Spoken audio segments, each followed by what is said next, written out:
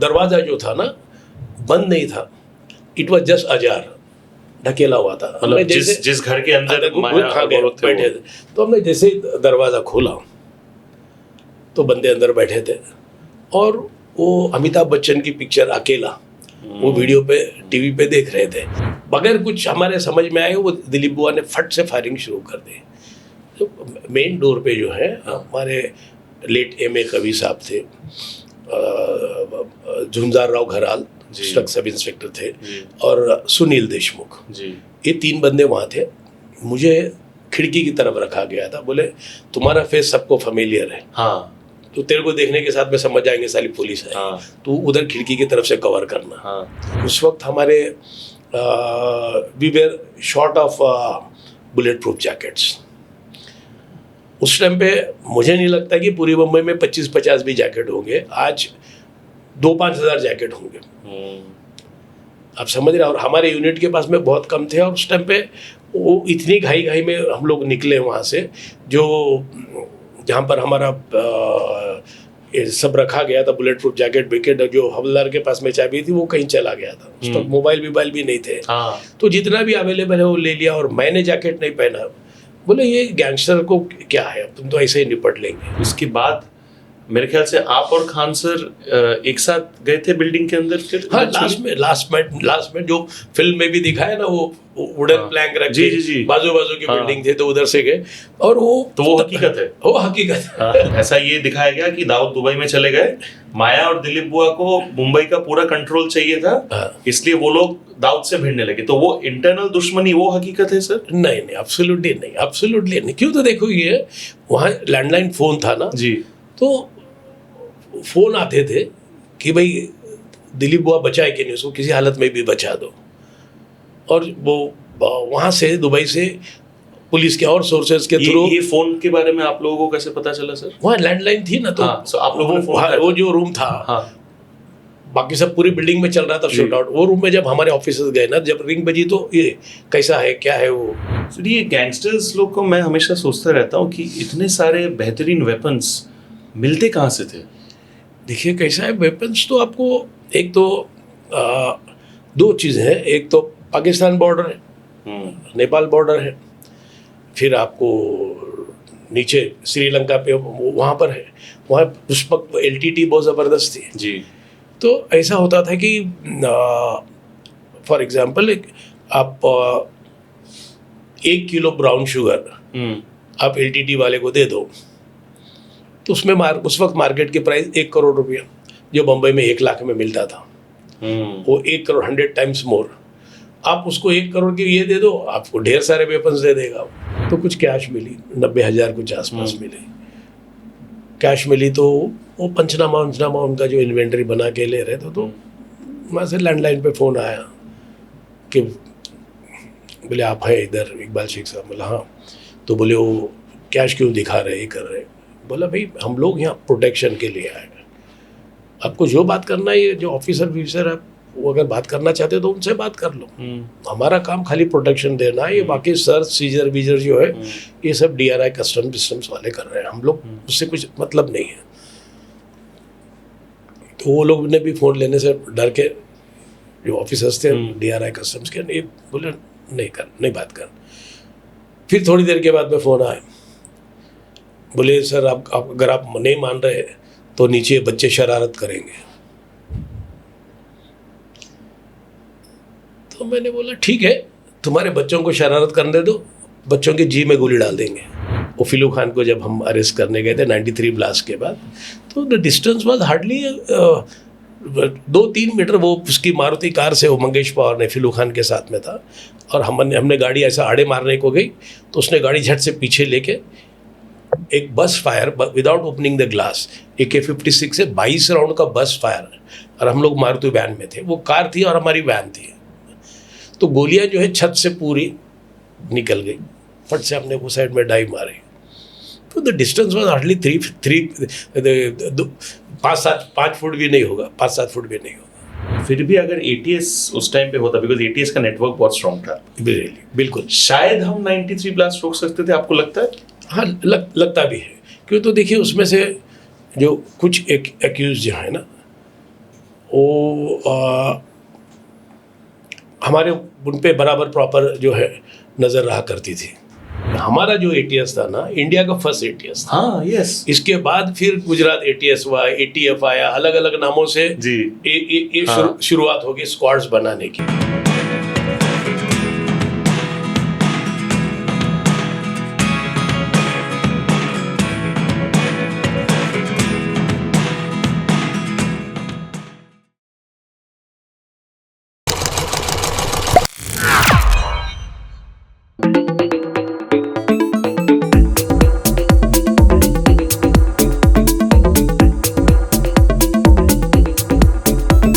Mumbai police have always been known for their glory and strength, and ऐसे ही एक इंसान जो अपने glory, strength, perseverance, dedication, मेहनत एंड मोस्ट इम्पॉर्टेंटली देश के लिए कमिटमेंट के लिए जाने जाते, ऐसे ही एक इंसान, ऐसे एक शख्स हमारे साथ यहाँ पे अभी मौजूद है। Iqbal Shaikh sir, former ACP Mumbai police, and I think उनका जो एंटायर जर्नी रहा है, I think it's so inspiring. तो आज हम उस चीज़ को लेके थोड़ा सा अनकवर करेंगे। एंड आई थिंक जो एक चीज़ रहता है कि police and senior police officials के साथ जब भी कॉन्वर्सेशंस होते हैं, लोग समझते हैं कि खाली अंडरवर्ल्ड एंड गैंगस्टर्स को लेके बातचीत होगा, बट नहीं, कुछ ऐसी इंटरेस्टिंग स्टोरीज सर शेयर करने वाले जो आप शायद सोच भी नहीं सकते हो। So thank you so much sir मेरे शो में आने के लिए। It's my pleasure mister Shubhajit. Sir मैं आपसे ये पूछना चाहता हूँ कि आपने जब डिपार्टमेंट ज्वाइन किया था, एंड देन पहला कोई एक काम जिसमें एक पुलिस ऑफिसर को फील होता है कि यार कुछ अच्छा किया हूँ, and I feel proud that I have got that power which I am using अच्छे से for the betterment of the society, एक पुलिस ऑफिसर की हैसियत से वो फीलिंग आपको पहली बार कब आया था सर? देखिए, ऐसा है कि पुलिस डिपार्टमेंट में सिर्फ क्राइम ही नहीं, हाँ, क्राइम के अलावा भी बहुत सारी अदर एस्पेक्ट्स आते हैं जी। तो ऐसी छोटी मोटी खुशियाँ मिलती रहती है। समझे आप, कोई किसी का अपने उस जमाने में तो किसी का बटवा चोरी हो गया, अपने वो पिक पॉकेट को पकड़ लिया, उसको बरामद किया, उसकी चीज़ें दी जिसमें उसका पासपोर्ट बोलिए, उसमें उसके कुछ डॉक्यूमेंट्स होंगे, इम्पोर्टेंट डॉक्यूमेंट्स वगैरह, तो ये चीज़ें देने से भी खुशी होती है। लेकिन क्राइम की जो है ना, लोगों को जो अट्रैक्ट करता है वो मेन है सेंसेशनल कुछ होना चाहिए। तो इनिशियल पीरियड में ही मेरा फर्स्ट पोस्टिंग था मलाड पुलिस स्टेशन, और रात में मैं और मेरे colleague Sunil Deshmukh, he is also very known officer and very daredevil, my colleague, my batchmate, हम दोनों मलाड पुलिस स्टेशन में थे और हम लोग रात में पेट्रोलिंग कर रहे थे जी। और कैसा है कि अगर पुलिस गाड़ी में पेट्रोलिंग करो तो जो मुजरिम है उनको मालूम पड़ता है, और दूर से वो पहले नाके से पहले टर्न मार लेंगे, यू टर्न कर लेंगे, कुछ कर लेंगे। तो उस टाइम पे ऐसे पुलिस स्टेशन में जो है ना, कुछ टैक्सी ड्राइवर्स जो है ना, शौक के हिसाब से या ये हिसाब से, या पुलिस स्टेशन में कोई मेडिको लीगल केस आ जाती है तो पेशेंट को वहाँ से वो कूपर हॉस्पिटल या भगवती हॉस्पिटल को उनको किराया मिल जाता था, तो ऐसे स्टैंड बाय रहते थे। और जब स्टैंड बाय रहते तो हम उनको लेके पेट्रोलिंग में जाते थे। तो ऐसे ही हम पेट्रोलिंग में, मैं, सुनील देशमुख और एक दो कांस्टेबल, हम लोग रात को पेट्रोलिंग कर रहे थे मलाड हाईवे पे। तो एक गाड़ी जाती हुई दिखी वहाँ पर हमको, प्राइवेट कार। तो कुछ सस्पिशियस लगा हमको। सस्पिशियस लगने के बाद में हमने उसको फॉलो किया। फॉलो करके बड़ी मुश्किल से, अब जो टैक्सी ड्राइवर था बड़ा प्रोफेशनल था हमारा, वली नाम था उसका, उसने बराबर उनको वो गाड़ी को ओवरटेक करके रुका दिया। रुका के फिर हमने झट से चारों तरफ से कवर करके देखा तो उसमें एक बहुत बड़ा रॉबर, अकरम खान नाम का एक बड़ा रॉबर, जो Raju Shahabuddin was a big name in robbery. ये जो रॉबर्स हुआ करते थे पहले जो है ना, काले एंथनी बोलो या ये रॉबर बोलो, ये इसमें एक बड़ा नाम था राजू शाहबुद्दीन। और वो हमेशा जहाँ कैश होता था ना वही लूटता था। बोले कुछ एविडेंस नहीं होना चाहिए, अगर ज्वेलरी है, कुछ आर्टिकल्स है तो वो रिकवर होता है, कैश जो है अनआइडेंटिफाइबल है।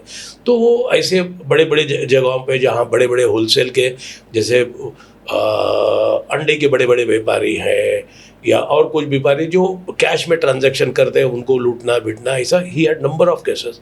वी अरेस्टेड हिम एंड उस वक्त उसके पास में उसका जो ग्रुप था 4 बंदे, उनके पास में हमको 4 रिवॉल्वर मिले, चॉपर्स मिले, एम्यूनिशन मिला और भी बहुत सारी बोगस नंबर प्लेट्स ये वो सब मिली। और वो इतनी बड़ी चीज़ें ये सब लेके हम लोग पुलिस स्टेशन को आ गए और he was wanted in number of cases. और पुलिस स्टेशन में देखिए द बेस्ट पार्ट ऐसा है कि उसको लाने के बाद में फिर और कुछ इन्वेस्टिगेशन के लिए हम लोग ये हुआ तकरीबन रात को 1:30-2 बजे हुआ और उसके बाद हम चले गए कुछ बाहर काम के से। और जब हम लोग 5:30-6 बजे जब वापस पुलिस स्टेशन को आए, मलाड पुलिस स्टेशन जो एसटी रोड पे था, तो वहाँ आए तो हमने देखा कि हमारे जो एक वेरी डिपार्टमेंटल कलीग थे वो खड़े हैं और वो पुलिस स्टेशन के सामने का एरिया झाड़ू मार रहे हैं, झाड़ू मरवा के ले रहे हैं किसी बंदे से। तो हमने देखा ये कौन बंदा झाड़ू मार रहा, तो मालूम पड़ा वो अकरम इतना बड़ा रॉबर जो इतने से। तो अरे हमने बोला अरे भाई ये क्या कर रहे हैं आप, he is a bloody big time robber, wanted in number of robberies. और इंसिडेंटली देखिए ये जो हुआ सेम डे हमारे संजीव दयाल साहब जो डीजीपी बोल के रिटायर हुए, वो उन्होंने वो उस जोन का चार्ज पहले ही दिन लिया था and he was to report to CP Ribeiro साहब तब थे, जूलियो रिबेरो। तो ही हम लोगों को उन्होंने बहुत ही थपथपाया ये किया और बोला कि भाई आज मैं रिपोर्टिंग को जा रहा हूँ, कमिश्नर के पास इतनी बड़ी केस अपने हाथ में दे दी। It was a big thing for we were professionals, हमारे को वहाँ 6-8 महीने भी नहीं हुए थे। जी। हाँ, तो इतना बड़ा काम हमारे हाथ, मतलब ये दिस वाज माय फर्स्ट जी। हाँ, एक जो है रॉबर गैंगस्टर विंगस्टर्स को जो पकड़ने का ये मेरा पहला मौका था। और ऐसे छोटी छोटी चीज़ें जो है ना आपकी ज़िंदगी में मिलती रहती है। जैसे आपको बताऊँ, मैं गामदेवी पुलिस स्टेशन में था। अब वो एक आम आदमी की जो बात है, तो एक पीजी का अकोमोडेशन था। वहाँ पर एक आसामी girl, she was an air hostess, वो पीजी अकोमोडेशन में रह रही थी और बैग में उसने अपना सोने का कड़ा जो उसकी माँ ने उसको दिया था वो रखा था और वो गायब हो गया। She came to the police station. फिर हमने देखा अब इतनी सारी लड़कियां वहाँ पीजी बोल के रह रही है, अभी ये सब एक डिफिकल्ट है कि कैसा करना है, क्या करना है। तो लैंडलेडी भी थी, तो लैंडलेडी को भी हमने बताया कि भाई ये तुम्हारी इसकी बैग में से गया है और मिलना ज़रूरी है। तो थोड़ी सी वो एरिया वार्डन रोड, आपको मालूम है वार्डन रोड पेडर रोड जो है वहाँ के लैंडलॉर्ड, मतलब तो थोड़ी ये बोले आई कॉल माई एडवोकेट, ये मतलब मैडम आप किसको भी बुलाना बुलाइए, मेरा तो काम है इन्वेस्टिगेशन करना। मैंने ऐसे ही बताया कि देखो ये पर्स है, इसके अंदर ये परफ्यूम की बोतल है, ये है, अब जिसने भी वो चुराया है उस पर फिंगरप्रिंट्स आ गए हैं। मैं आपको 1 दिन का टाइम देख रहा हूँ, कल सुबह तक का, जिसने भी लिया है वो वहाँ पर लौटा दो। तो सब जितनी लड़कियाँ थी और एक लैंडलेडी थी सबके सामने मैंने बोल दिया। आप बिलीव नहीं करोगे, सुबह 7 बजे that girl, I still remember her name, Mikha Chaudhary, she was from Assam. She came running to the police station with the bag, kada leke aage. Officer, I got my bangle bag. So, मतलब तो एक जो होता है आदमी का ना, ऐसी चीजों में भी तुमको खुशी मिलती है।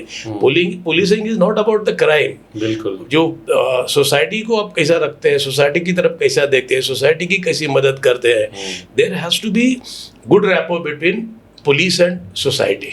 एब्सोल्युटली। और क्या है देखिए, ये ऑल ओवर दी वर्ल्ड जो है ना, उनकी पुलिसिंग बिल्कुल यहाँ जैसी पुलिसिंग नहीं है। अब if I had been to so many countries, South Africa 2003 में I had been there for the world cup, तो वहाँ की पुलिस मैं स्टडी करता था। तो जो स्कूल्स में जाते थे पुलिस ऑफिसर्स, और वहाँ पर वो कंपास बॉक्स, छोटी छोटी बैग्स, फुट रोल्स, ये वो है जिसपे पुलिस का लोगो डाल के वो बच्चों को देते थे और उनसे इंटरेक्ट करते थे। तो पुलिस जो है, बच्चे जो है ना पुलिस की तरफ मतलब अच्छी नज़र से देखते थे। हमारे यहाँ वैसा नहीं है। अभी जैसे हम लोग उस वक्त जो नाकाबंदी में या कोई बंदोबस्त के लिए खड़े हो जाते हैं, और कोई माँ बाप अगर अपने छोटे बच्चे को स्कूल से आते जाते बच्चे को साथ में लेके जा रहा है, तो ऐसा दिखाएंगे, देखो तुमने ये मांगा, तुम रोया, तुमको पुलिस में देंगे। तो डरा मतलब पुलिस का जो इमेज है ना, बोगी इमेज, ऐसा इमेज हमने तैयार कर, कॉलोनियल इमेज जो तैयार करके, तो we to call the parents या मदर जो भी है, मतलब फिर उनको समझाते थे कि बच्चों को ऐसा नहीं बोलो। So this is how I believe in that type of policing. That is why I have so many contacts in all the fields. हाँ, कोई भी फील्ड होने दो, ऐसा नहीं कि जनरली पुलिस ऑफिसर्स के कांटेक्ट जो है पॉलिटिकल ही होते हैं, अपने तो सबसे है, सब जगह है। सबसे। कोई शायर है, कोई इंडस्ट्रियलिस्ट है, कोई बिजनेसमैन है, कोई और इसमें ये करता है, सबके साथ में अपना रिलेशन बने। बट आई थिंक सर वो झाड़ू मारने वाला किस्सा काफी मजेदार था। मतलब वो मुंबई पुलिस का असली पावर समझ में आता है। जैसा बोलते हैं ना, उसको जैसा देखा, अरे अकरम झाड़ू मारा, तो हमारे मराठी में बोलते हैं ना, गोटे कपाड़ा था, अरे झट से पकड़ लिया दौड़ के, मैंने साला ये क्या कर रहे हो, साला ये भाग जाएगा। तो इट इज लाइक दैट। क्या बात है। आई थिंक यू नो गलत इंसान को कैसे सही करना है या फिर कैसे अपना जगह दिखाना है, वो पुलिस को, हमारे देश के पुलिस को बेहतरीन तरीके से आता है। मुंबई पुलिस ने हमेशा वो किया भी है।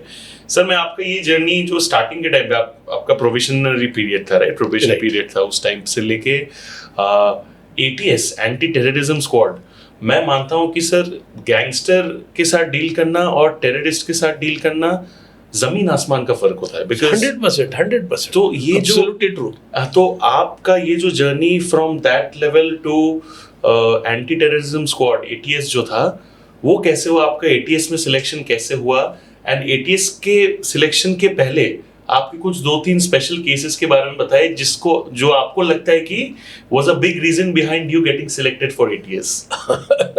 या देयर आर कैसे, देखिएगा उस पर सर्कमस्टेंसेस ऐसे थे, इतनी सिचुएशन जो है ना 90s में, खालिस्तानी टेररिज्म इतना पीक पे था। I was at Santa cruise police station, और हमारे एडिशनल कमिश्नर लेट ए खान साहब, आफ्ताब अहमद खान साहब थे, और ये उस वक्त 2 ही एडिशनल कमिश्नर थे, साउथ और north. North is all eastern सबब एंड वेस्टर्न सबब। तुम्हारा सायंस से मुलुंड तक, मुलुंड घाटकोपर, और यहाँ पर बांद्रा से लेके आपका दहीसर तक जी। तो he at that time 36 police station under him. और यहाँ पर ये जो खालिस्तानी टेररिज्म ना पर राइज पे ऑफेंसेस काफ़ी हो रहे थे, और इसके आसपास जो है नवी मुंबई, कलम्बुली, वाशी विशी, यहाँ पर भी ये चल रहा था, और पंजाब में तो बेहिसाब चल रहा था, आपको पता है। तो इसमें ऐसा हुआ कि स्टिल रिमेंबर द डेट कि 4 November 1990, 4 December 1990, my friend, my teammate sub inspector Lakhmer Singh Sardar late, वो जो विजी ट्रॉफी खेले, बहुत अच्छे क्रिकेटर थे, सैकड़ों रन बनाए उन्होंने मुंबई में, टाइम शील्ड में, इधर उधर। ही वाज इन ट्रैफिक जी, और कंजूर मार्ग के रोड पे वो और 2 ट्रैफिक कांस्टेबल्स जो ट्रैफिक ड्यूटी में ट्रैफिक रेगुलेट कर रहे थे, तो वहाँ पर वो एक बलदेव सिंह सैनी, केसीएफ का जो कमांडर था, वो और उसके साथ में जो बंदे थे, उन्होंने दिन दहाड़े अराउंड 11:30-12-1 बजे के आसपास ये लखमेर सिंह सरदार साहब और 2 ट्रैफिक कांस्टेबल्स, उनको एके से मार डाला। 3 बंदे वहाँ पर शहीद हो गए, दिन दहाड़े, यूनिफॉर्म में थे वो। तो ऐसा हो गया कि भाई एक बहुत ही सेंसेशनल क्राइम है, और मुंबई में कभी ऐसा क्राइम नहीं हुआ कि जहाँ AK-47 रैंडमली यूज़ हो रही है, पुलिस ऑफिसर, कांस्टेबल, 3 बंदों को दिन दहाड़े पब्लिक के सामने मारा जा रहा है। तो ए खान साहब ने सोचा कि भाई इसको निपटने के लिए हमारे पास में कुछ ऐसे बंदे होने चाहिए जो इनसे निपटे। लोकल पुलिस का काम नहीं है, क्योंकि तो वो मुलुंड, चेंबूर, भांडुप, दहीसर और भी जगह पे ये सब क्राइम करते जा रहे थे। तो एक पुलिस ऐसा एंट्री उसमें बस इनकेपेबल कि भाई इनको कैसा डील करना। तो फिर उनके दिमाग में ये ख्याल है कि एक स्क्वाड फॉर्म करना चाहिए, और उस वक्त जो हमारे पुलिस कमिश्नर थे मिस्टर राममूर्ति सर, हाँ, he was also very dashing police officer like Mr. A. Khan only। तो फिर इन्होंने फिर एक स्क्वाड का ये किया, और फिर उसके बाद में वो बंदों को चूज़ करने का जैसा है वो कैसा करना है वो हिसाब से शुरू किया। इसमें बेसिक कैटेगरी की भाई whether he can stand up to those people, उनको फेस कर सकते हैं, उनको न्यूट्रलाइज कर सकते हैं, ऐसे बंदे उन्होंने ए खान साहब ने और उनके असिस्टेंट थे अप्पा साहब कदम, इन्होंने देखना शुरू कर दिया। तो लकीली मैं भी वहीं उनके रीजन में था, सांता क्रूज पुलिस स्टेशन को। और चूँकि मैं साउथ के बहुत सारी पुलिस स्टेशन के, और मेन जो है VP road police station, VP road police station एक ऐसा पुलिस स्टेशन है जहाँ पर उस ज़माने में मैक्सिमम गैंगस्टर्स, कुंभारवाड़ा वहाँ पर आता है जहाँ तान्या कोहली, अरुण गौली तो उधर आगे बाइकला में, लेकिन तान्या कोहली और उसकी गैंग शैलेश हल्दनकर, विल्दनकर, ये जो थे, दुर्गा भैया, ये सब बड़े बड़े गैंगस्टर्स रहा करते थे। थोड़ा आगे आओ, अक्षय बार के पास में एड़ा गोपाल था, फिर वाजंटा और एलोरा गेस्ट हाउस वो ढोलकियास के थे। फिर थोड़ा पीछे चले जाओ तो दशरथ राणे, वो सरकारवाड़ा जो वो एरिया है, वहाँ क्रांति नगर वहाँ रहता था। और थोड़ा बाजू में जाओ तो भूताजीवाड़ी, जहाँ सुनील सावंत, सावत्या जिसको बोलते हैं, वो रहता था। और इस्लामपुरा, चिंदी गली, और उसको लग के भी तुम्हारा ये नागपाड़ा और ये डोंगरी बिंगरी का एरिया भी, वो जंक्शन सब 3 पोल्यूशन 4 पोल्यूशन वहाँ मिल जाते हैं जी। तो वीपी रोड मिलता है, डीबी मार्ग मिलता है, नागपाड़ा मिलता है और डोंगरी, 4 पोल्यूशन का एक जंक्शन पे मिल जाए। तो वो ऐसी जगह पे ड्यूटी थी। तो मैंने मेरा उस ज़माने में जो है हमने तान्या कोहली विली को भी अरेस्ट किया था, एड़ा गोपाल को अरेस्ट किया था, दशरथ राणे को अरेस्ट किया था, सुनील सावत्या तो भाग गया था जब वो अशोक जोशी का मर्डर हुआ। उसके पहले तो हमारे यहाँ वो अटेंडेंस देने के लिए आ जाता था छोटी नोटबुक लेके। और फिर जैसे ही वो अशोक जोशी का पनवेल में मर्डर हो गया, हाईवे में, हाँ बॉम्बे पुणे हाईवे पे जैसे मर्डर हो गया, तो इनिशियली वो डी गैंग ने क्या किया कि कुछ डमी एक्यूज को उधर सरेंडर करा दिए। तभी वो आता था, लेकिन जैसे ही पता चला कि जो एक्यूज है वो डमी है, थाना पुलिस, थाना क्राइम ब्रांच में उन्होंने डमी एक्यूज प्रोड्यूस किए थे। जैसे ही पता चला कि रियल एक्यूज तो सावत्या बीत्या है ही, तो जैसे ही मालूम पड़ा उस दिन से जो गायब हो गया, तो उसको वो कभी इंडिया में मिला नहीं। हालांकि बहुत हमने उसके लिए कोई जगह छोड़ी नहीं हमने, महाराष्ट्र बोलिए, इंडिया बोलिए, यूपी बोलिए, कोंकण बोलिए, 50 जगह गए, लेकिन वो मिला नहीं। बहरहाल ये है कि ये सब मेरा बैकग्राउंड था। उसके बाद में वहाँ से फिर मैं निर्मल नगर पुलिस स्टेशन जो बांद्रा ईस्ट में, वहाँ आया।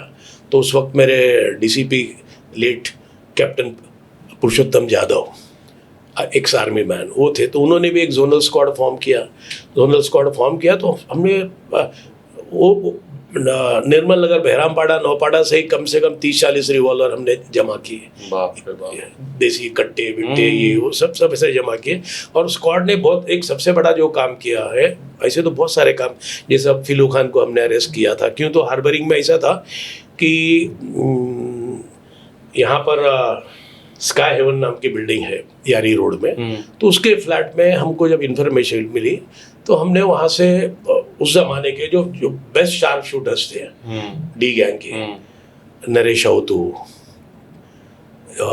सतीश वाड़के, संजय रगड़, ये लोग जो सन एंड सैंड के डबल मर्डर केस में वांटेड थे।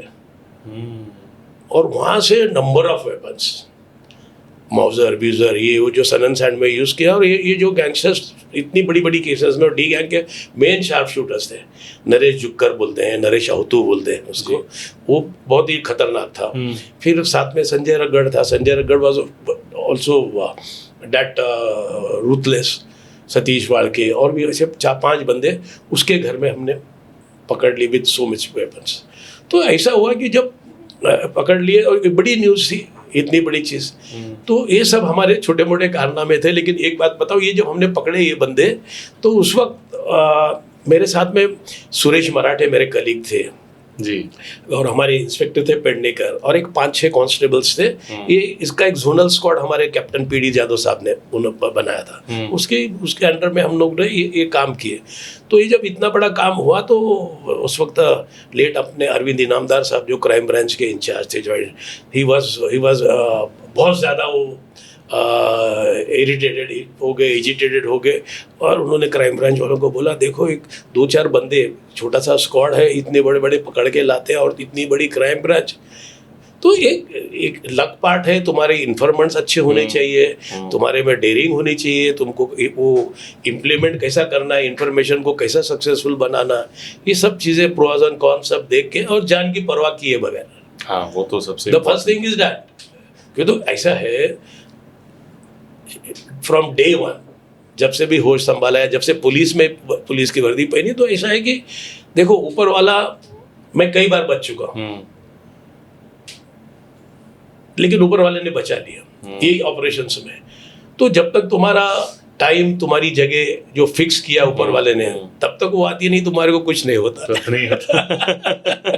सब ऊपर वाले पे छोड़ देना। This is how. ये सब चीज़ों को देख के ये खान साहब ने फिर मुझे वो स्क्वाड में ले लिया, जहाँ पर हमारे अच्छे ऑफिसर, कितने ऑफिसर्स थे आपके एटीएस में सर? कोर ऑफिसर्स तकरीबन 10 थे।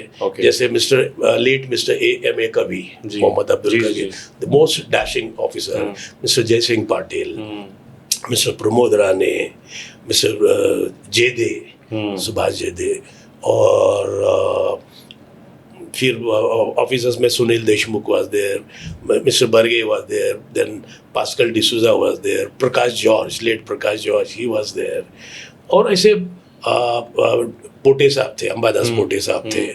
तो ये सब कोर ऑफिसर्स हुआ करते थे।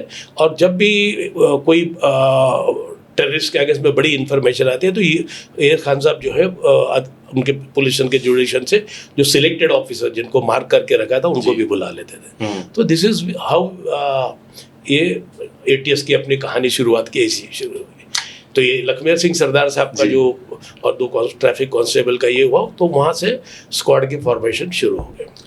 तो एटीएस जो आया, आई मीन नाम से ही समझ में आता है कि जब देश में या शहर में ऐसी चीज़ें हो रही है, एंटी टेररिज्म स्क्वाड, ये कितना इंपॉर्टेंट चीज़ है, राइट?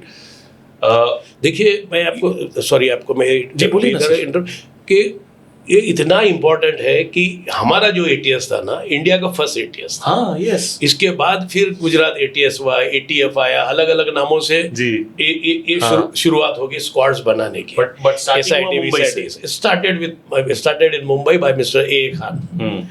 मैं ये जानना चाहता हूँ सर कि हमारे देश में ऑफ कोर्स कानून है, ह्यूमन राइट्स है वगैरह ये लोग, बट कभी कभी मुझे लगता है कि ह्यूमन राइट्स एक्टिविस्ट जो है, वो उन लोगों के ह्यूमन राइट्स के लिए बात करते हैं तो जो असल में ह्यूमन है ही नहीं, जो दूसरे लोगों को इंसान नहीं समझते, उन लोगों के लिए। तो ये एटीएस क्यों आपको लगता है कि इतना बेहतरीन काम करने के बाद भी कुछ लोगों के वजह से लोगों को लगा कि नहीं, ये तो समाज के लिए हानिकारक है, दिस दैट एक्सेट्रा, एंड आपको एंड आपके बाकी ऑफिसर्स को तब बुरा लगता था ये सोच के कि हम तो शहर को और सेफ सिक्योर बनाने के लिए अपना जान जोखिम में डाल रहे हैं, और ये लोग हमारा ही बैंड बजा रहे हैं कि हम लोग ये कर रहे हैं, हम लोग इंसान को मौका नहीं देते, ये नहीं देते, हम लोग जान के पीछे पड़े हुए हैं। आपको और आपके बाकी ऑफिसर्स को बुरा नहीं लगता था सर?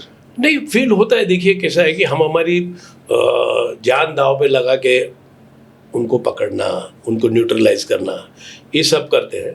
और उस वक्त उतना ये जो ह्यूमन राइट्स वाले उतने आज की तारीख में जितने हैं उतने नहीं। आज तो मतलब सोशल मीडिया में भी है, लेकिन उस टाइम पे क्या था, थोड़ी प्रोफेशनल राइवलरी होती थी, कोई किसी को खड़ा कर देता था, कुछ ऐसा कर देता था। फॉर एग्जाम्पल डिपार्टमेंट के बाकी ऑफिसर्स जो राइवल्स जो भी हमारे पुलिस में जो है ना, सबसे एक जो चीज़ नेगेटिव थोड़ी सी है, वो जो है वो इंटरनल राइवलरी, वो नहीं होना चाहिए। We should all work like a professional.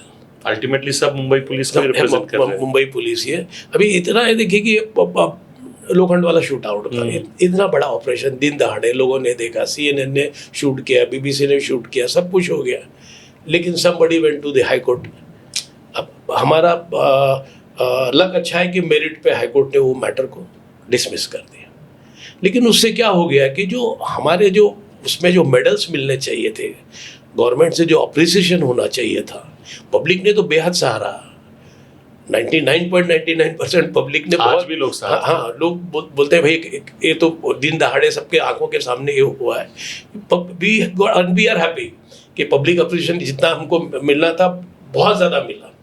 इसमें बोलिए, बड़ौदा ऑपरेशन में बोलिए, तो लोगों ने आंखों से देखा है जी। और ह्यूमन राइट्स तो अभी देखिए कैसा ह्यूमन राइट्स का कैसा है कि उनकी थ्योरी अलग होती है। ठीक है भाई, अभी this man has acted in inhuman fashion, ये कल सुधर जाएगा, but there are some elements in the society, they are incorrigible, वो सुधर नहीं सकते नहीं। जिसको हम समझ सकते हैं, ह्यूमन राइट्स वाले नहीं समझते। वो उनका काम करने दो, हम हमारा काम करते रहेंगे। सर, आपने जैसे कहा एटीएस का फॉर्मेशन एंड उस तरीके से लोगों ने काम किया।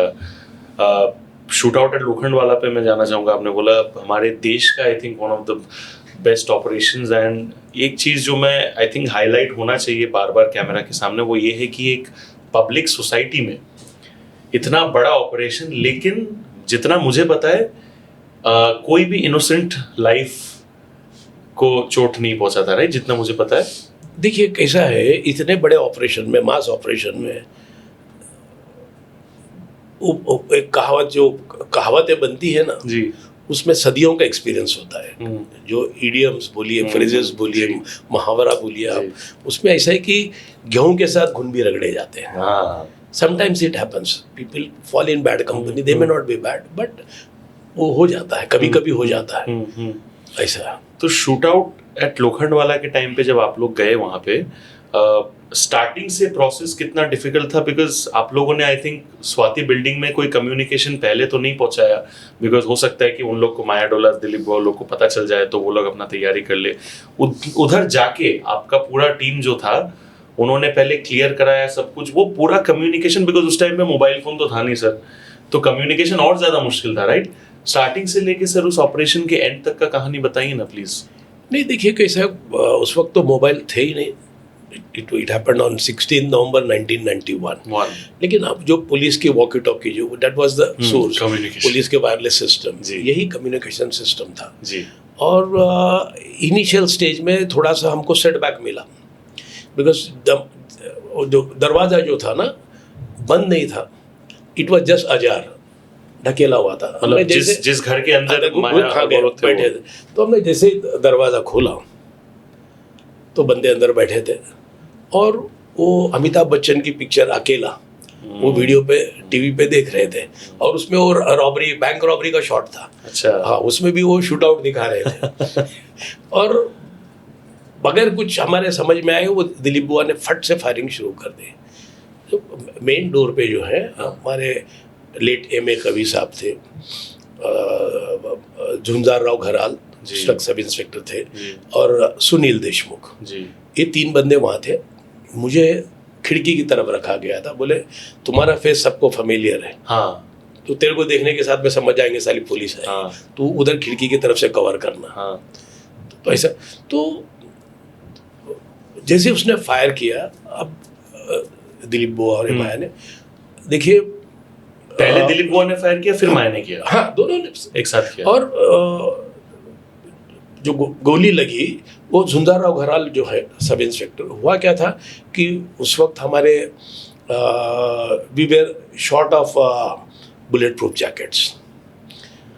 उस टाइम पे मुझे नहीं लगता कि पूरी मुंबई में 25-50 भी जैकेट होंगे, आज 2-5 हज़ार जैकेट होंगे, आप समझ रहे हैं। और हमारे यूनिट के पास में बहुत कम थे, और उस टाइम पे वो इतनी घाई में हम लोग निकले वहाँ से, जो जहाँ पर हमारा ये सब रखा गया था, बुलेट प्रूफ जैकेट विकेट, जो हवलदार के पास में चाबी थी वो कहीं चला गया था, उस वक्त मोबाइल भी नहीं थे, तो जितना भी अवेलेबल है वो ले लिया, और मैंने जैकेट नहीं पहना।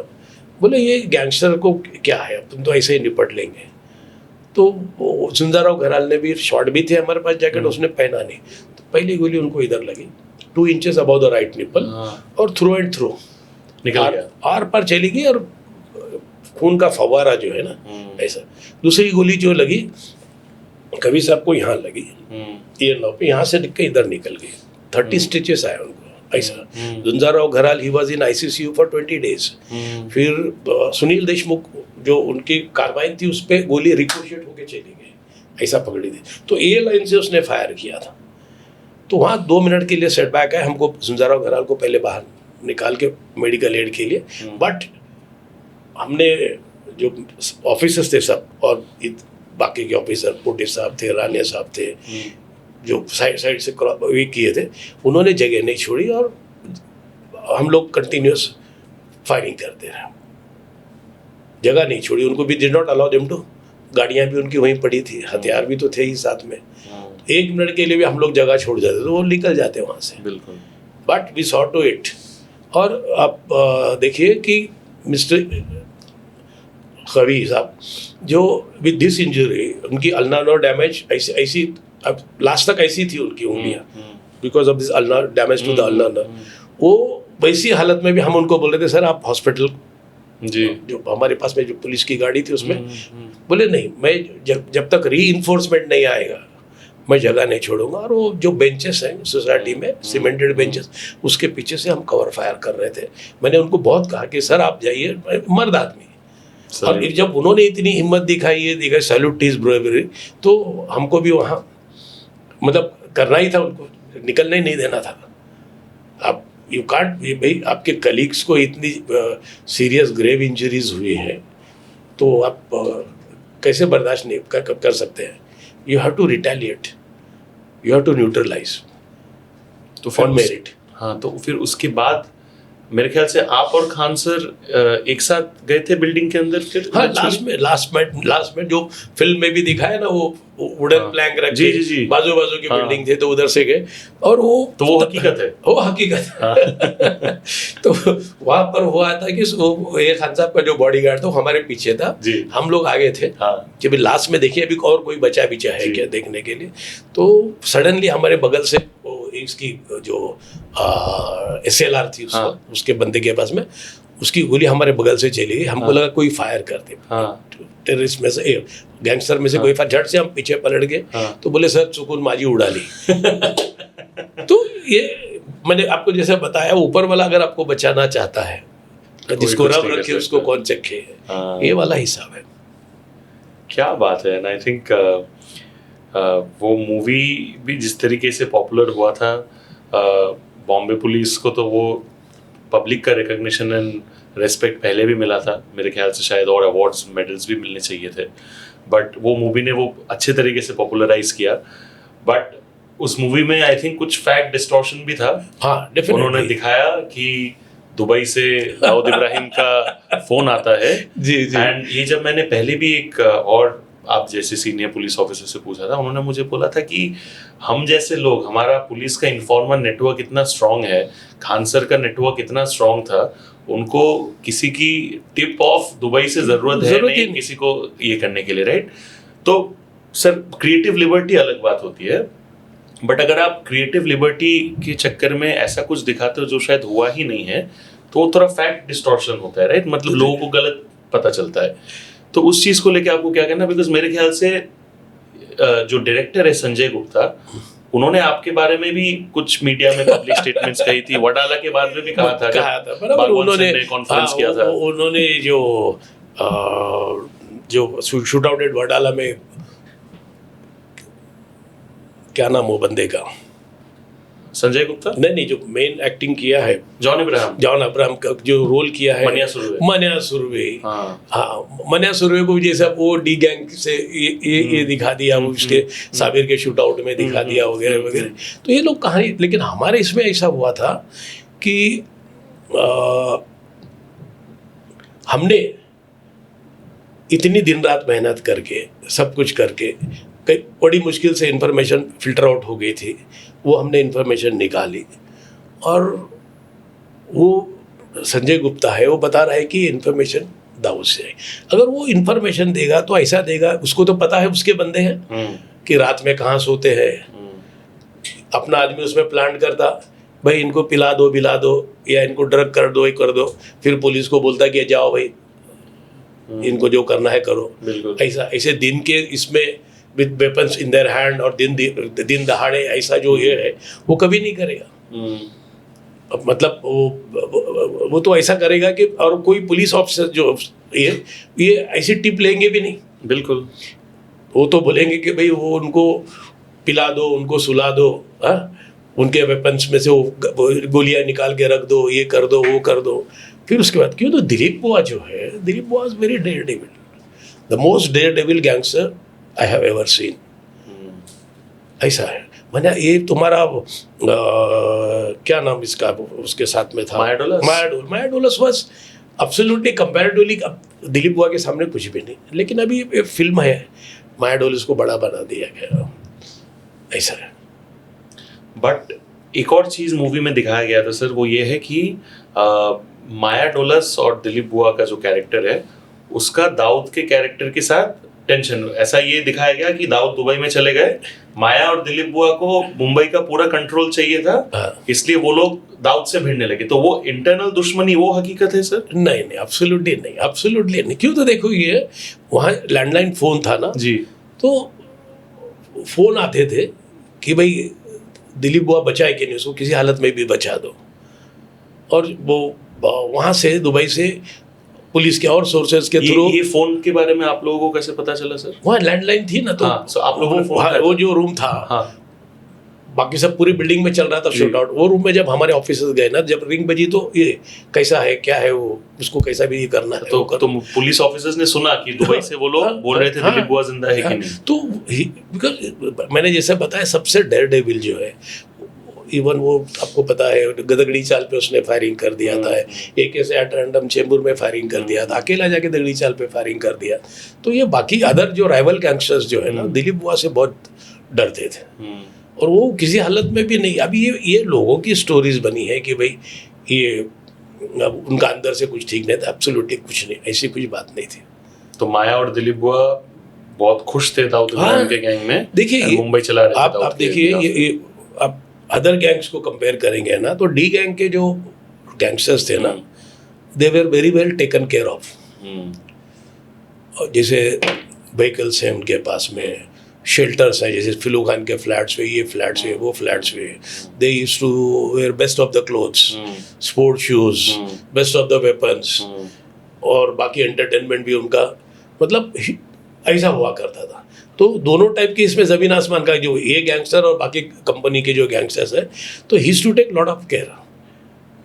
सर ये गैंगस्टर्स लोग को मैं हमेशा सोचता रहता हूँ कि इतने सारे बेहतरीन वेपन्स मिलते कहाँ से थे? देखिए कैसा है, वेपन्स तो आपको एक तो दो चीज़ें हैं, एक तो पाकिस्तान बॉर्डर है, नेपाल बॉर्डर है, फिर आपको नीचे श्रीलंका पे वहाँ पर है, वहाँ उस वक्त LTT बहुत ज़बरदस्त थी जी। तो ऐसा होता था कि फॉर एग्जांपल आप 1 किलो ब्राउन शुगर आप LTT वाले को दे दो, तो उसमें उस वक्त मार्केट की प्राइस 1 करोड़ रुपया, जो बम्बई में 1 लाख में मिलता था, वो 1 करोड़ 100 टाइम्स मोर। आप उसको 1 करोड़ की ये दे दो, आपको ढेर सारे वेपन्स दे देगा। तो श्रीलंका LTT से, श्रीलंका से आया था ISI के थ्रू आ जाता था, पाकिस्तान बॉर्डर से आ जाता था, ऐसा है। पंजाब बॉर्डर से, पंजाब से आ जाता था। पंजाब में तो उस वक्त मिलिटेंसी के हिसाब से बहुत वेपन्स थे ना जी, और पंजाब को सब weapon supply used to be from Pakistan and ISI। Sir उसके बाद वो जो एनकाउंटर हुआ, उसके बाद एक और चीज़ को लेके काफ़ी लोग बात करने लगे, वो एनकाउंटर स्क्वाड। ऐसा कोई ऑफिशियल तो मेरे ख्याल से कोई ऐसा था नहीं कभी, बट कुछ कुछ ऑफिसर्स गिने चुने गए थे उसके लिए, एंड जिन्होंने काफ़ी गैंगस्टर्स को एलिमिनेट किया एनकाउंटर्स पे। एंड ऑफ कोर्स उसका काम भी दिखता है मुंबई पुलिस का। आज मुंबई उस ज़माने के कंपैरिजन ज़मीन आसमान का फ़र्क है, राइट। ये एनकाउंटर स्क्वाड जो है, जितना मुझे पता है कि खान सर जो थे वो इसके खिलाफ थे। एक कुछ मीटिंग हुआ था पुलिस ऑफिसर्स में कि जहाँ पे उनको लगा कि ऐसे गैंगस्टर्स को न्यूट्रलाइज करने के अलावा ऑप्शन नहीं है, और खान सर का ओपिनियन था कि नहीं, वो हम अरेस्ट करने जाएंगे। एंड आई थिंक एक ये रीजन रहा है जिसकी वजह से उन्होंने रिजाइन किया था। नहीं, उनके रेजिग्नेशन के तो कारण अलग थे, लेकिन ऐसा है, देखिए एक प्रोफेशनल पुलिस ऑफिसर जो है ना जी, वो गिराक देख के पूड़ी बांधता है। हाँ, समझे कि सामने का तुम्हारा जो कस्टमर है उसको कैसा डील करना है, क्या टाइप का है, उसके हिसाब से उसको वो तैयारी करना पड़ता है। अभी हमने भी और भी गैंगस्टर्स पकड़े। फॉर एग्जांपल आपको बताओ, बाबा गैब्रियल, बच्ची पांडे, टॉप के गैंगस्टर थे डी गैंग के। बाबा गैब्रियल तो आपको पता है, उसने उल्लासनगर में पुलिस कांस्टेबल और पॉलिटिशियन को भी शूट किया, ये किया। बच्ची पांडे भी वैसा था, उनको हमने जिंदा पकड़ा है विथ लॉट ऑफ वेपन्स। क्यों? तो उन्होंने पुलिस पे उस वक्त फायर नहीं किया। उसके बाद फिर दगड़ी चाल जो ऑपरेशन है, वहाँ तान्या कोली जैसे गैंगस्टर को हमने जिंदा पकड़ा। तो ये जैसे सामने वाला रिएक्ट करता है, उसके हिसाब से पुलिस को रिएक्ट करना पड़ता है। पुलिस सामने वाले के एक्शन पे हम लोग रिएक्ट करते हैं। ऐसा जरूरी नहीं कि हर बंदे को तुमने ये करना, एनकाउंटर करना। बट ये दगड़ी चाल ऑपरेशन वाला कहानी सर काफी इंटरेस्टिंग है। इसके पहले कितने रेड्स हुए दगड़ी चाल में कभी भी किसी को कुछ नहीं मिला। एंड आई थिंक आप लोगों ने एटीएस में जब नहीं, जैसे आपने बताया ना कि जो एटीएस का नेटवर्क था ना, बहुत ज़बरदस्त था। देखिए नेटवर्क कैसा ज़बरदस्त था उस टाइम, तो इलेक्ट्रॉनिक का जो ज़माना उतना था नहीं कि भाई किसी का सीसीटीवी पे आ रहा है, किसी का सीडीआर मिल रहा है, किसी का क्या मिल रहा है, ऐसा तो कुछ था नहीं उस ज़माने में। You have to totally depend on some informant. और वो इन्फॉर्मेंट, कोई भी जो इन्फॉर्मेंट है, आपको इन्फॉर्मेशन तब देगा जब वो आप पे पूरा भरोसा करेगा कि उसका नाम किसी हालत में भी डिस्क्लोज नहीं होगा। बिल्कुल। तो ये चीज़ थी। ये और जो इन्फॉर्मेशन जो है, देखिए आदमी हर अपने अपने हिसाब से देता है। ऐसा नहीं है कि हर इन्फॉर्मेशन देने वाला he is a professional informant, ऐसा नहीं है। प्रोफेशनल इन्फॉर्मेंट भी होते हैं। मैंने देखे, अब एक 3 भाई थे, नसीम, सलीम और कलीम, धारावी में। उसमें से नसीम जो है मेरे पास में आया करता था, एटीएस से बहुत पहले की बात का बता रहा हूँ। इन्फॉर्मेशन कभी बाइकला की देवे, कभी धारावी की देवे। तो मैं तो साउथ में था, तो मैं मेरे कलीग को बोलता था कि भेजाओ। तो उसके 2 भाई जो थे वो भी प्रोफेशनल इन्फॉर्मेंट थे। लेकिन देखिए वो तीनों के तीनों भाइयों का मर्डर हो गया, ऑल 3 ब्रदर्स वर्ल्ड के। मतलब इन्फॉर्मेंट भी जो प्रोफेशनल थे, वो हर इन्फॉर्मेंट को कि भाई इन्फॉर्मेशन देंगे तो मेरा नाम डिस्क्लोज होगा, तो सामने वाला तो छोड़ेगा नहीं। हाँ, तो जब तक उसको ये इस बात का यकीन नहीं होता है कि मेरा नाम जो है राज में ही रहेगा, डिस्क्लोज नहीं होगा, तो ये वो हिम्मत करके आपको बता देगा कि भाई यहाँ हर आदमी की आप नोटिस करते हैं कि भाई इधर कुछ चल रहा है, उधर कुछ चल रहा है, लेकिन हर कोई आदमी आके बताता नहीं है पुलिस को। बट क्या इनका मर्डर इसलिए हुआ था क्योंकि वो जो दगड़ी चौल के अंदर का जो बेसमेंट एरिया है, वो पहले पुलिस को या किसी को पता नहीं था। एंड आई थिंक वो बेसमेंट से तानिया कोली वगैरह आप लोग, हाँ वही बेसमेंट में से, तो उसी के खबर की वजह से इन तीनों का मर्डर हुआ था। नहीं, ये तीनों का उससे they are not related, they are not absolutely not related. ये तो अलग, ये धारावी वाले थे, और ये ड्रग्स के इसके उसके ये इंफॉर्मेशन ऐसे दिया करते थे। और अभी आज के तारीख में ये जो उस जमाने में भी drug mafia was very powerful. कुछ छोटा मोटा नहीं था। डोंगरी बिंगरी के जो बंदे, जो खलीद पहलवान हैं और भी लोग जो हैं जो ड्रग्स में इन्वॉल्व थे, दे वर वेरी पावरफुल। और वो मंगेश पवार उनके लिए काम करता था। मंगेश पवार ने कितने लोगों का मर्डर किया ड्रग्स में के मैटर में, हाजी भाई का, इसका उसका, देसाई का, बहुत सारे मर्डर किए उसने at the instance of Khalid पहलवान। तानिया कोली वगैरह को जब आप लोगों ने अरेस्ट किया था, तो वो अरुण गवली गैंग का एक बहुत इंपॉर्टेंट मेंबर था। हाँ, सबसे इम्पोर्टेंट। तो फिर उस टाइम पे वो लोग बौखला गए थे, फिर आप लोगों को कभी धमकाने का या फोन में कुछ बोलने का कोशिश किया? नहीं, देखिए तानिया कोली को तो इससे पहले भी मैंने बताया ना, बीपी रोड पुलिस था, हाँ। तब भी मैंने उसको अरेस्ट किया था। तो आपको पहले से जानता था? वो जो एक बिल्डर था जो अशोक अपार्टमेंट है कमिश्नर ऑफिस के बाजू में, उसकी वाल्केश्वर पे भी जगह थी, उसकी रंजित स्टूडियो में भी जगह थी। तो ये बड़े बड़े बिल्डर्स हैं ना उस जमाने में, ऐसे लोगों को पाल के रखते थे। बाद में वो तानिया कोली जो है अरुण गवली से ज्वाइन हो गया। Earlier he used to work for builder and used to carry weapons वगैरह। उस टाइम पे भी हमने वेपन्स पकड़े थे तानिया को।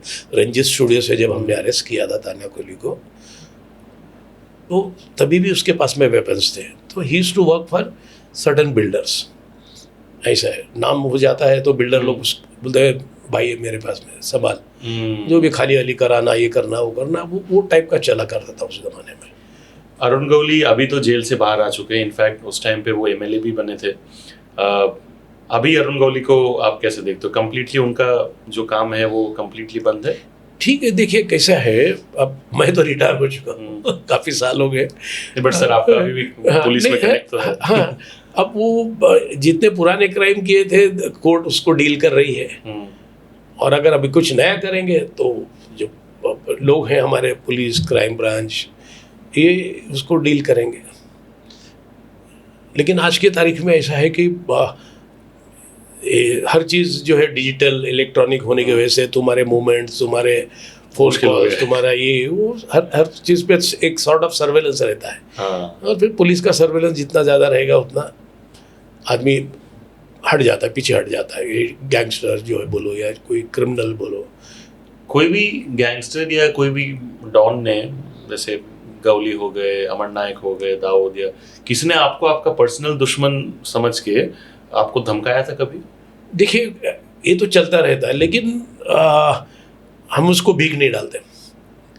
चलता तो रहता है सर। मैं मेरा काम as a professional police officer मैं मेरा काम कर रहा हूँ जी, और पता है कि अगर वो धमकी देगा तो फिर उस तक बात पहुंच जाएगी। बट आपको उसको भी तो जिंदा बिंदा रहना होता है। बिल्कुल। बट आपको क्या, वो तो कभी भी सर, कोई भी पुलिस ऑफिसर धमकी से डरता नहीं है, लेकिन अगर आपको कभी भी कुछ बोला गया था तो क्या बोला गया था? नहीं, अगर आप रिवील नहीं करना चाहते हो किसने, वो अलग बात है, बट क्या बोला गया था? लाइक हमको ये समझना है। वो लोग देखते हैं कि ये सामने वाला बंदा वो कि कौन सी हद तक उसको अपन खामोश करा सकते हैं। जब देखते हैं कि बात नहीं बनेगी तो पीछे हट जाते हैं। ऐसा है। आपके तरफ से सर मुझे ये जानना था कि जब आप मैं एक एग्जांपल जी सर, कि 1986 की बात है, मैं नयगांव हेडक्वार्टर में था और उस वक्त जो है साइमल्टेनियस रेड्स हो गई थी। उसमें एनसीबी के ऑफिसर थे, सीबीआई के ऑफिसर्स थे, डीआरआई के ऑफिसर्स थे। उनके पास में वो तो बहुत ही एग्जॉस्टिव उनका इन्वेस्टिगेशन होता है, पूरी इन्फॉर्मेशन होती है कि एक बंदा है, उसके कहाँ कहाँ पर उसके प्रॉपर्टीज़ है, कहाँ कहाँ लोग रहते हैं, क्या है प्रॉपर्टीज़ के बारे में तो सब पता कर लेते हैं। तो लेकिन वो आए थे पुलिस प्रोटेक्शन के लिए, पुलिस साथ में लेने के लिए।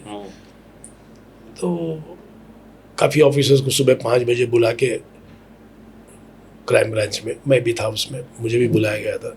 तो गए तो इधर जाना उधर जाना, फिर ये यहाँ कौन जाएगा, 5 मकबा हाउस में कौन जाएगा, पीर खान स्ट्रीट वगैरह, डी गैंग का जो ये है। तो बोला मैं जाऊँगा। आपने वॉलंटियर? हाँ, देखा कि कोई मतलब मैं जाऊँगा। तो कस्टम और बीआरआई के साथ में चले गए। हम लोग ने गए वहाँ पर सर्च वर्च लिए। डीआरआई वालों ने, हमारा काम तो प्रोटेक्शन देना था, हमको उससे उनको प्रोटेक्शन देना था। तो कुछ कैश मिली, 90,000 कुछ आसपास मिली कैश मिली। तो वो पंचनामा उनका जो इन्वेंटरी बना के ले रहे थे, तो वहाँ से लैंडलाइन पे फ़ोन आया कि बोले आप हैं इधर, इकबाल शेख साहब। बोला हाँ। तो बोले वो कैश क्यों दिखा रहे, ये कर रहे। बोला भाई हम लोग यहाँ प्रोटेक्शन के लिए आए, आपको जो बात करना है, ये जो ऑफिसर है वो अगर बात करना चाहते हो तो उनसे बात कर लो। हमारा काम खाली प्रोटेक्शन देना है, ये बाकी सर्च सीजर वीजर जो है ये सब डीआरआई कस्टम्स वाले कर रहे हैं, हम लोग उससे कुछ मतलब नहीं है। तो वो लोग ने भी फ़ोन लेने से डर के, जो ऑफिसर्स थे डीआरआई कस्टम्स के, नहीं बोले नहीं बात कर। फिर थोड़ी देर के बाद में फ़ोन आया, बोले सर आप अगर आप नहीं मान रहे तो नीचे बच्चे शरारत करेंगे। तो मैंने बोला ठीक है, तुम्हारे बच्चों को शरारत करने दो, बच्चों की जी में गोली डाल देंगे। अगर शरारत उस ढंग की करेंगे तो अब छोड़ेंगे नहीं। ये जैसे ही सुना, अब जब अब जस्ट सब इंस्पेक्टर जो आए थे डीआरआई के सब ऑफिसर्स थे, कस्टम एनसीबी के सब ऐसे 3-4 डिपार्टमेंट के लोग थे। जैसे ही सुना तो आने के टाइम पे मैं तो जीप में, उनकी जीप में पीछे बैठा था। तो जैसे ही सुने तो बोले कि सर आप आगे बैठिए। मैं बोला ठीक है मैं आगे बैठता हूँ। अपनी रिवॉल्वर निकाल के अपन आगे बैठ के वहाँ से बाहर निकल गए सब बोले। तो ऐसा है, तो सामने वाला जो भी धमकी देने वाला है ना, वो देखता है कि सामने वाला कौन है। और फिर कितना वो धमका के फायदा है, हाँ, क्या नुकसान है, फायदा है कि नुकसान है, नुकसान भी हो सकता है सामने से, बरोबर। सर जो भी है देखो, वही मैंने जैसे बताया ना, ऊपर वाले की उस पे छोड़ देते हैं। बट मैं कुछ आपसे ऐसे किस्से सुनने चाहूंगा सर, जहाँ पे लिटरली एक कुछ तो शायद आपका किस्सा था जहाँ पे करीब 100 मीटर के डिस्टेंस में आपके ऊपर AK-56 फायर हुआ था। नॉट 100 मीटर, 100 मीटर कितना था सर? देखिए वो रोड ही जो है ना, मेरे ख्याल से मुश्किल से 5 मीटर की रोड होगी। 5 मीटर के डिस्टेंस में जो चंदन सिनेमा है वहां से रुइया हॉल बोलते जो है ना, जो गोदरेज का बंगलो है, वो जो रोड जाती है ना, छोटी सी पतली रोड, वहां पर हुआ। उसमें 2 गाड़ियों के बीच में से देखिए, ओफिलो खान को जब हम अरेस्ट करने गए थे 93 ब्लास्ट के बाद, तो the distance was hardly 2-3 metre. वो उसकी मारुति कार से वो मंगेश पवार ने फिलू खान के साथ में था, और हमने गाड़ी ऐसा आड़े मारने को गई तो उसने गाड़ी झट से पीछे लेके एक बस fire without opening the glass, AK-56 से 22 राउंड का बस फायर, और हम लोग मारुति वैन में थे, वो कार थी और हमारी वैन थी। तो गोलियां जो है छत से पूरी निकल गई, फट से हमने वो साइड में डाइव मारी। तो the distance was hardly 5 foot भी नहीं होगा, 5-7 फुट भी नहीं होगा। तो ऐसा ये सब ऊपर वाले की मेहरबानी है, ऊपर वाले का करम है कि उस वक्त हम, मुझे भी और मेरे साथ में जो भी ऑफिसर थे, जयदेव साहब थे, सुनील देशमुख थे, मिस्टर माटे थे, किसी को कुछ नहीं हुआ। हाँ, क्या बात है सर। मैं एक चीज़ आपसे ज़रूर जानना चाहूँगा कि 93 ब्लास्ट के बाद ATS को बंद कर दिया है, राइट? डिसबैन कर दिया गया। बट काफ़ी लोगों का ये मानना है कि ATS जैसा, एक तो वो इंटेलिजेंस फेलियर ऑफ कोर्स था ही 100%, उसमें कोई शक है नहीं, बट फिर भी अगर ATS उस टाइम पे होता, बिकॉज ATS का नेटवर्क बहुत स्ट्रॉन्ग था, बिल्कुल, शायद हम 93 ब्लास्ट रोक सकते थे, आपको लगता है? हाँ, लगता भी है। क्यों, तो देखिए उसमें से जो कुछ एक्यूज जो है ना, वो हमारे उन पे बराबर प्रॉपर जो है नज़र रहा करती थी। आपके वो लिस्ट में थे मूवमेंट भी। हाँ, जब ऐसे ये कैसा है, इस पर इंटेलिजेंस फेलियर है कि इतने बंदे इतने दिन के लिए गायब है, और वहाँ से फिर ट्रेनिंग लेके दुबई से पाकिस्तान वगैरह ट्रेनिंग लेके आ जाते हैं इतने दिन के बाद, महीना 15 दिन के बाद, और ऐसी सिचुएशन में आते हैं, तो कहीं ना कहीं इंटेलिजेंस फेलियर है। ATS अगर रहता तो definitely we could have got the clue मिल जाता हमारे को, और ये चीज़ नहीं होती। It's so sad because इतने लोगों का जान गया, एंड उसके पहले का तो देश का माहौल था ही, मतलब रिलीजियस सेंटिमेंट्स उस टाइम पे ये थे। सर वो वानखेड़े स्टेडियम का क्या कहानी है सर, शाहरुख खान वाला जो था? नहीं, क्या कैसा है, देखिए कि वो सॉर्ट ऑफ जो भी है मिसकम्युनिकेशन बिटवीन शाहरुख खान और वो MC ऑफिशियल्स जो है ना, इसकी वजह से हो गया कि आप इसके इन्वेस्टिगेटिंग ऑफिसर थे? नहीं, मैं वो वानखेड़े स्टेडियम जिस एरिया में आता है वहाँ का मैं ACP, डिविजनल ACP, और मैं राइट फ्रॉम 1986 को मैं सभी क्रिकेट के जो भी इवेंट्स CCI पे, वानखेड़े स्टेडियम पे जो होते हैं, तो मैं I used to be there in for बंदोबस्त। तो मैं वहाँ का ACP होने की वजह से मैं वहाँ था, और जब मैं मेन गेट पर था तो मुझे हमारे कलीग ने, MCA के कलीग्स ने, बिकॉज मैं MCA में भी as a managing committee member 2 बार इलेक्ट होके रह चुका हूँ, because of my passion for cricket and my association with police gymkhana and all. तो I am very much in cricket का जो चलता रहता है, हैपनिंग्स जो है उसमें रहता हूँ। तो मेरे कलीग ने, जो MCA के कलीग्स ने बताया कि शाहरुख इतने राड़ा कर तो है। तो फिर मेरे साथ में ऑपरेटर ही था, और उस तक मैच खत्म हो गए थे, तकरीबन सब लोग जा चुके थे, लाइट्स भी तकरीबन वो अंदर के फ्लड लाइट्स भी जो है ना, तकरीबन 3-4 में से 3 फ्लड लाइट भी बंद हो गई थी, सब लोग जा रहे थे। तो वहाँ पर वो जो है वो शाहरुख खान और उसके फ्रेंड्स के साथ के जो बच्चे लोग कुछ खेल रहे थे, वो वानखेड़े एक साइड में खेल रहे थे, तो वो जो वहाँ का जो सिक्योरिटी वाला उसने उसको लिए ऑब्जेक्शन उठाया, सिक्योरिटी बजाई, तो शाहरुख खान को अच्छा नहीं लगा और उसमें से कुछ बातचीत हुई। तो फिर वो सिक्योरिटी की तरफ से हमारे एमसीए के कुछ लोगों ने बोला, फिर आपस में कुछ हीटेड आर्ग्यूमेंट्स हो गए। तो वो माहौल और ज़्यादा ख़राब होता, तब तक मैं पहुंच गया। फिर मैंने शाहरुख खान को जो वानखेड़े स्टेडियम से बोला, भाई इट्स नॉट, ये और फ्लेयर अप हो जाएगा मैटर। देन उनको लेके मैं निकल गया। आपने उनको क्या बोला उस टाइम पे, शाहरुख खान? हाँ, मैंने बोला कि मैंने तो सीधा बोला कि भाई ये जो चल रहा था ना, एक दूसरे को ये हीटेड आर्ग्यूमेंट्स में, तुम ऐसे हो, तुम वैसे हो, ये ऐसे है, वो वैसे, तो मैंने सीधा पकड़ के बोला, शाहरुख साहब आप चलिए, बाहर चलिए। उन्होंने आपका बात सुना? हाँ, यूनिफॉर्म में, I was in uniform. Yes. नहीं तो अननेसेसरी माहौल और ज़्यादा, हाँ, बिगड़ जाती, सिचुएशन बिगड़ जाती। इनफैक्ट सर, आप सिक्योरिटी वगैरह में अभी भी इन्वॉल्व हो, आप उसके बारे में भी प्लीज कहो ना सर। ना, मैं अभी भी जब भी एमसीए वाले बुलाते हैं, आईपीएल बीपीएल जो है, तो हमारी सिक्योरिटी एडवाइजर, हाँ सर, तो ये जो टेस्ट मैचेस होते हैं, वनडे जो भी इवेंट्स होते हैं ये वानखेड़े स्टेडियम में, तो मोस्टली वो बुलाते हैं, इनवाइट करते हैं, एक्रेडिटेशन मिल जाता है। तो इतना साल का एक्सपीरियंस है, तो एंड पैशन भी है अपना, तो वो हिसाब से चल जाता है। सर मेरे आखिरी के कुछ सवाल है, मैं थोड़ा अभी क्राइम एंड उसके से हटके थोड़ा as a senior police officer, इतना जिनको इज्जत है शहर में, आपके इन्फ्लुएंशियल एंड बड़े बड़े लोगों से भी ऑफ कोर्स मुलाकात होता रहेगा। एक ऐसा शख्स जिनके बारे में मुझे पता है आपके बहुत करीबी थे, वो थे जगजीत सिंह जी, राइट जी। उनके साथ रिश्ता कैसे गहरा हुआ, क्या है सर वो कहानी? देखिए कैसा है कि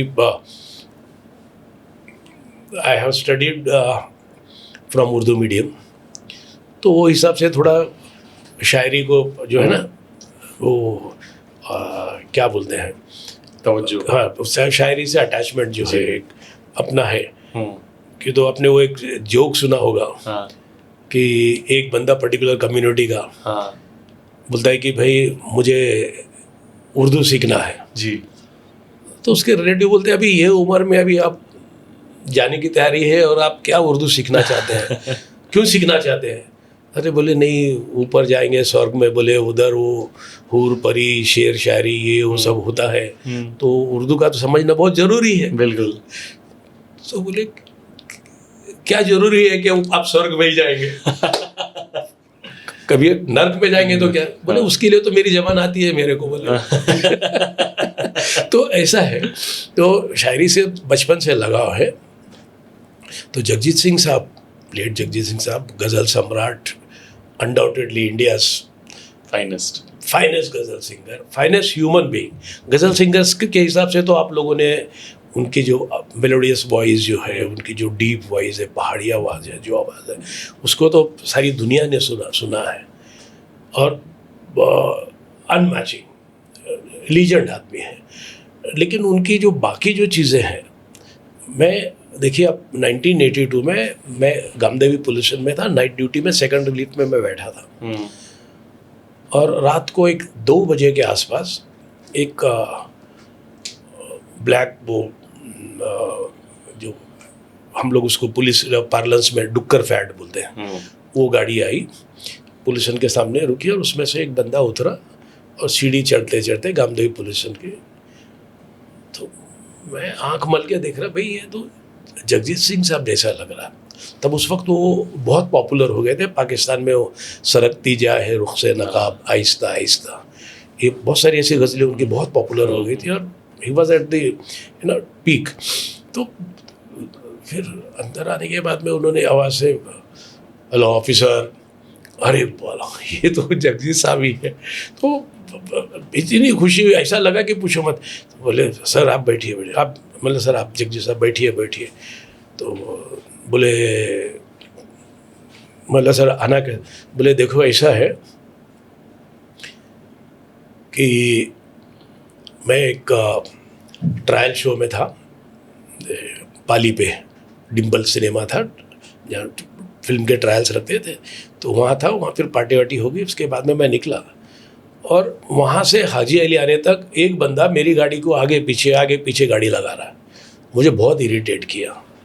इतना इरिटेट किया कि पूछो मत। फिर बोले फिर जैसे हाजी अली आया तो मैंने उसकी गाड़ी को डैश कर दिया और सीधा तुम्हारे पास में आ रहा हूँ। मैं बोला सर मैं आपका इतना बड़ा फैन हूँ कि आपके लिए तो 7 खून माफ है। ये तो छोटी सी बात है, आने दो बंदे को, अगर उसको कुछ ज़्यादा कुछ हुआ होगा हम लोग भी चेक कर लेंगे, आने दो उसको। तो उसके बाद से 1982 से जो हमारी पहचान हुई, बैठे घंटों बैठे, सुबह तक बैठे हमारे साथ बातें करते रहे। उसके बाद से वो he was staying there on Peddar road, Pushp Milan नाम की बिल्डिंग में रहते थे सोफिया कॉलेज के बाजू में। तो I used to go to, जाया करता था, ये करता था। तो बहुत ही इतने बड़े दिल का आदमी है कि आप इमेजिन नहीं कर सकते ऐसा है वो। मतलब इतने किस्से और लोगों से हमने सुने भी नहीं हैं कि पूछो मत। जैसे अभी एक बार वो मेरा बड़ा लड़का, he is a special child जी। वो SNDT में एक स्कूल थी, learning centre for special needs children जी, वहाँ मैंने उनको लेके गया तो ऐसे ही तो प्रिंसिपल से बात करते करते बोले आपके स्कूल को कुछ ज़रूरत कुछ है?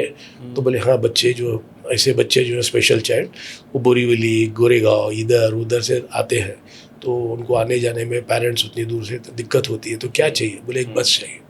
इमीडिएटली चेक निकाला उन्होंने, चेक दे दिए। ऐसे कितने किस्से हैं उनके, बहुत ही जिंदा दिल आदमी थे, बहुत ही जिंदा दिल आदमी थे। मेरा आखिरी सवाल आपसे सर ये रहेगा कि एक और चीज़ शायद काफ़ी लोगों को पता है, काफ़ी लोगों को पता नहीं है कि अबू सलेम जो पकड़े गए थे पोर्टुगल में, उस पर एक बहुत प्राइमरी इंफॉर्मेशन आगे पास ऑन करने के लिए पुलिस डिपार्टमेंट में आपका बड़ा रोल है। तो वो कहानी प्लीज सर शेयर कीजिए। देखिए वो कहानी जो है हुसैन जैदी साहब की जो बुक है जी, my name is Abu Salem, उसमें दिया है। जब लिस्बन में he was arrested, Abu Salem was arrested, तो उसके पास पाकिस्तानी पासपोर्ट था, ये था वो था, he was claiming to be a Pakistani national, और पुर्तगाल की गवर्नमेंट बोल रही थी कि you prove that he is Abu Salem and he is from India. तो उस वक्त जो है हमारे शिवानंदन साहब, he was DIG CBI western India, तो उन्होंने मुझे फ़ोन किया और पूछा कि भाई तुम जब ATS में थे, ये अबू सालिम को मैंने सुना है कि तुमने पकड़ा। मतलब हाँ सर, एक बार उसको जो आरसा मार्केट है अंधेरी के सामने, मैंने उसको वहाँ से उठाया था। ये कौन से साल की बात है जब आपने उठाया था उसको? ये 91-92 की बात है। तब वो उतना पॉपुलर नहीं हुआ था? हाँ, नहीं उतना पॉपुलर नहीं हुआ था। मतलब वो आरसा मार्केट में फर्स्ट फ्लोर पे था। पहले सांता क्रूज में पासपोर्ट का किया करता था। अभी लेकिन वो इसके लिए उठाया था कि अभी वो भाई बन गया था। हमारे पास में इंफॉर्मेशन आई कि कोई एक नया भाई आया है, वो राइवल गैंग के जो किसी को सताया होगा, किसी को हुल दिया होगा, तो बंदे ने अपने को बता दिया था कि ये है और इधर बैठा करता है। तो हमारा काम ही ATS का ये था, भाई लोग को ढूंढना। तो उधर गया कि फिर उसको पूरा अरसा मार्केट घुमाए बिमाए, देखो भाई और फिर वहाँ के जो DN नगर लोग का डॉन, ये देखो ऐसे कैसे घूम रहे हैं। DN नगर के ऑफिसर भी हमारे स्क्वाड में थे जी, पास्कल डिसूजा, फिर उनके और जय सिंह पाटिल साहब थे, DN नगर पुलिस को अटैच थे, स्क्वाड में थे। तो उन्होंने DN नगर पुलिस में उसको कोई केस में इनको इन्वेस्टिगेशन करके कोई केस में उसको अरेस्ट किया। तो मैंने साहब को कहा कि साहब ये फला महीने की बात है, ये साल की बात है, ही वॉज अरेस्टेड। तो उससे जो हुआ ना, जो कैसा है, कोई भी बंदा जब अरेस्ट होता है तो उसके फिंगर इम्प्रेशंस लिए जाते हैं, फिंगरप्रिंट्स लिए जाते हैं और फिंगरप्रिंट ब्यूरो को भेजते हैं कि भाई ये कहीं रिकॉर्ड पे है क्या। तो वो हिसाब से लिए गए थे। तो वो फिंगरप्रिंट्स जो है ना, वो केस पेपर्स मिल गए, और वो केस पेपर्स में जो फिंगरप्रिंट्स मिले थे वो prints were sent to Lisbon Portugal, और वो मैच होने के बाद तो इट वाज कंक्लूसिवली प्रूव्ड, आज भी तो वही है कि ही is Abu Salem and is from India. तो ऐसा होता ही रहता है। आई थिंक मुंबई पुलिस का अपना एक लेगेसी रहा है सर, एंड उसमें जितने साल आपने सर्विस दिया, which is I believe 33 years, 79 to 2012। I think बहुत ही इनक्रेडिबल एंड इंस्पायरिंग जर्नी रहा है। गैंगस्टर्स तो चलो मतलब आपके लेगेसी के सामने छोटी बात है, आपने टेररिस्ट के साथ डील किया, आपने खालिस्तानी डेंजर के साथ डील किया है। All I can say sir is that कि बहुत बहुत शुक्रिया। आप जैसे रियल हीरोज़ के साथ जब बात करने का मौका मिलता है, ज़िंदगी का एक अलग पर्सपेक्टिव ओपन हो जाता है। देखिए, हीरो वीरो कुछ नहीं है। I was a professional police officer, sincere in my job. जो भी काम दिया गया है, whether it was related to crime, whether it was related to bandobast, whether it was related to some social work, या it is related to sports, cricket, जो भी चीज़ में अपने हाथ डाला है उसमें सिंसियर रहे। और तो मेहनत करो, ऊपर वाला फल देता है।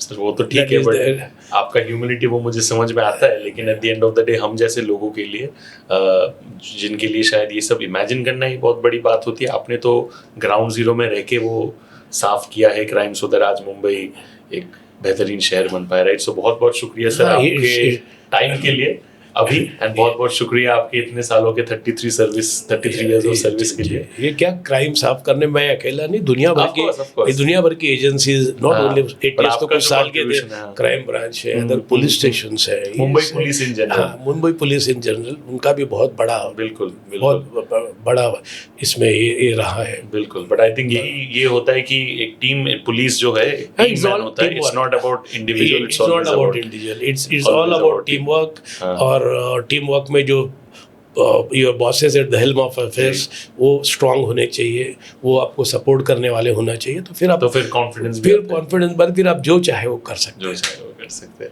Thank you so much. हमारे साथ इकबाल शेख सर मौजूद थे यहाँ पे for a very very special conversation. I think उन्होंने अपने ज़िंदगी के बेहतरीन cases right from the first one, probation period के टाइम पे जब उन्होंने मलाड में वो अरेस्ट किया था, तब से लेके एटीएस में काम, as ACP of Mumbai police, सब कुछ को लेके उन्होंने बात किया। आप लोग please you know, I mean goes without saying, give him all the love and respect that it deserves. And thank you so much ये एपिसोड देखने के लिए, एंड ऐसे ही मैं episodes, thank you sir, it's a pleasure, and ऐसे ही मैं एपिसोड्स लेके आऊँगा। Thank you for watching this very special episode of Cop on Top. Thank you. I have watched your number of episodes, podcasts. Ji sir. And I'm very impressed with your presentation. You dig out so many things. Thank you, sir. Without the other person realizing. But it is very, very, very good. Very good. कोशिश वही है sir कि कहानी अच्छे निकले, and ये this is my attempt of showing my love and respect to Mumbai Police, which is why I do this. Thank you so much. Like, share and subscribe. Hi, this is Iqbal Sheikh, former ACP of Mumbai Police. Subhajit के बहुत सारे podcast मैंने देखे हैं, और I was very impressed. और परसों के दिन अचानक उनका कॉल आ गया, तो मैंने बोला भाई चलो हम भी उनके इस पॉडकास्ट में शामिल हो जाते हैं, और उनके साथ बातचीत में, पॉडकास्ट में बहुत सारी स्टोरीज़ जो हैं राइट फ्रॉम 1980 से लेके 2012 तक की जितनी भी याद आई हैं वो मैंने शेयर की हैं। और शुभजीत के जो पॉडकास्ट हैं, they are really very factuals, very good and very mesmerising type. आप ज़रूर इनको सुनते जाइएगा और शेयर करते जाइएगा। Thank you so much.